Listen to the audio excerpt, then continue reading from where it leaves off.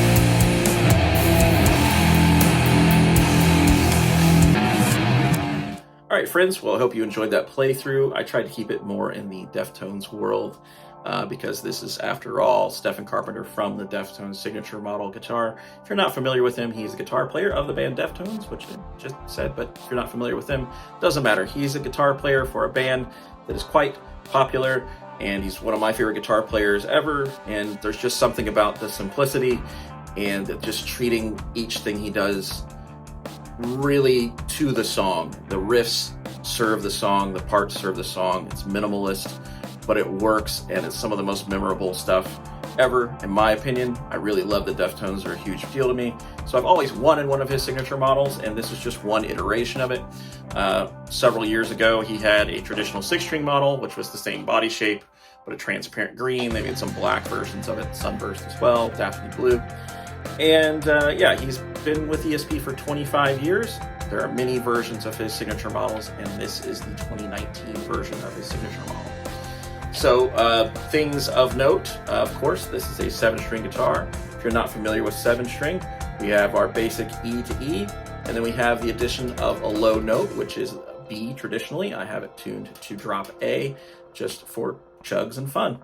But we also have this super cool 27-inch baritone scale, so that's going to balance out the tension on our low notes and make them feel more natural and not sloppy and kind of weird. Now, if you're someone who played 7-string before they introduced baritone stuff, the low A and low B could get a little bit sloppy unless you wanted to up the string gauge to balance out the tension. And this allows you to have that nice balanced tension without having to go crazy thick. Currently I have it strung 59 to 10, which is what it comes stock. Feels like it's supposed to, plays like the dream. So, as I mentioned, 27-inch scale, 7-string. This neck, the 27-inch neck, is a 3-piece maple neck with a Madagascar ebony fretboard, stainless steel frets. The radius is 13.7, which seems big, but I can assure you it doesn't feel that way. It's actually a really nice transition. Now, I played 7-string for many years in the late 90s and into the first 2 or 3 years of the 2000s before switching to baritone, and I've been with baritone for almost 20 years now, so close to 19 years exactly, I think. And I had not really reconsidered going back to 7 for quite some time, just because the scale was shorter and there was just a playability that just didn't speak to me. But recently, I had been borrowing an 8-string that was a 27-inch scale baritone just to try it out and try to bridge the gap between bass 6 and baritone guitar for a band I played. So when I was doing that, I kind of got accustomed to it, but I also thought, like, man, if this was just a tiny bit smaller with that same scale, I could kind of achieve the same vibe and not have that massive neck, and the 7-string was the happy medium. So now I am kind of achieving the same. Either way, it feels very natural. The transition from 6 to the 7 isn't that big. It doesn't feel that different. Now the transition from 6 to 8 is quite massive, and it does make things feel a little strange. But honestly, I'm not interested in 8 now that I had played one for quite a while and then went back to 7. This feels great. So 13.7 radius, 24 frets. If I hadn't mentioned that previously, they are jumbo frets, extra jumbo. This is a plastic nut that came stock with the instrument. It is 1.889 as far as the measurements there. Not that that really matters, but it's there. We're talking specs. That's the specs. All right, so let's talk a little bit about the hardware, and then we'll get into the electronics. So up first, I have this bridge here, which is not the original bridge that came on this guitar. Originally, it came with a traditional Tune-o-matic style bridge in black. This is a Hipshot upgraded Tune-o-matic, and it came on it when I purchased it, but I can't imagine it's that much better than what was on it previously, because Tune-o-matics are pretty easy to use and pretty responsive, but this is just a fancier version of a Tune-o-matic bridge. Going to the headstock, we've got LTD ESP locking tuners, which are great.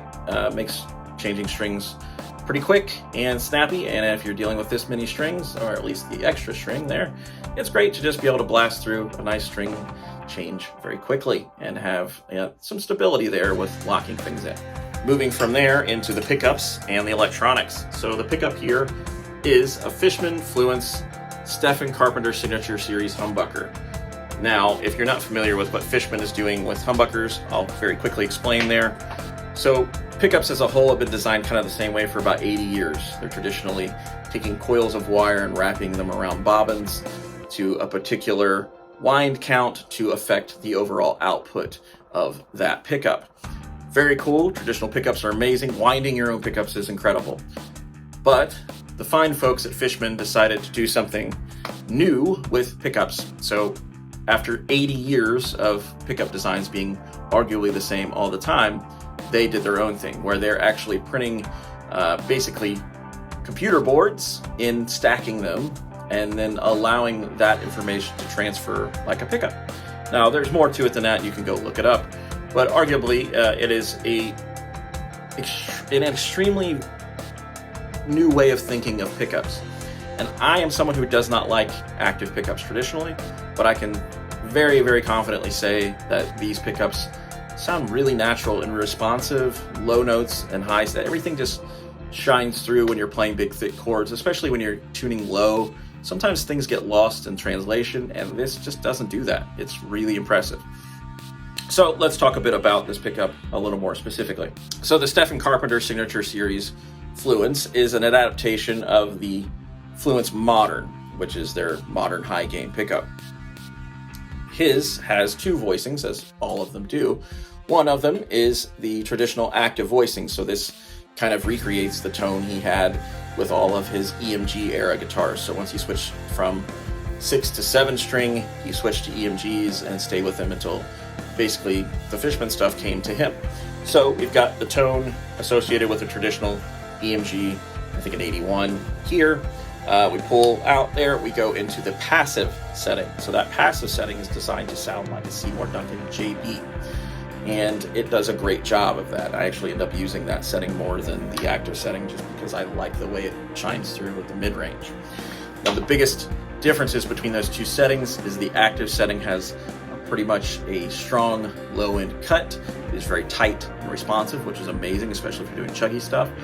Whereas the passive setting has more low end and a bit of a peak in the mid range, which gives it more of that traditional JB sound, which I love, and it just makes things stick out. So to me, guitar is a mid range instrument. I like peaks in the mid range. It does a fantastic job of bringing that area of the guitar to life. It is a pretty basic setup here. Battery pack, of course, then our controls. I'm actually considering just getting rid of the tone knob altogether and filling that in and just having the volume in the two settings, because tone knob is always at 10, as often it is with rock and metal dudes. But yeah, overall, a fantastic guitar, and you know, I just can't say enough good things about it. I was very hesitant for some weird reason to go to ESP or LTD. I think I'd gotten in my mind that I was not interested in metal-y guitars or things with pointy headstocks and stuff. I think just in an effort to kind of escape the things I was into in my youth. But now that I have it and I'm playing it, I feel like I'm foolish, and I was probably missing out on a whole other world of super cool guitars.